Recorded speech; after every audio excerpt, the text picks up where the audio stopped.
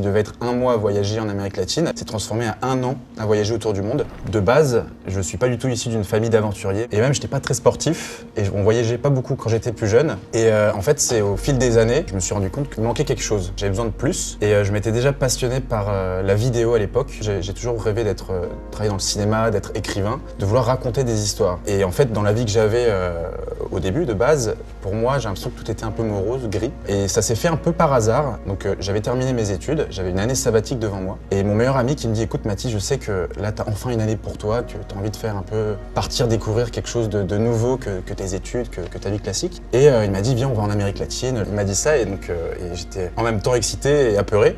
Et finalement, j'ai commencé à regarder sur internet comment faire un sac de voyage. Pour moi, c'était inconnu, le monde des réseaux sociaux. Et c'est là où j'ai découvert le monde des voyageurs sur les réseaux et qu'il y en a qui vivaient de ça. Et je me suis dit, ça peut être une bonne idée, moi qui sais faire de la vidéo. Et on est parti en Amérique latine ensemble. Et ça a été vraiment une année, pas sabbatique, mais initiatique.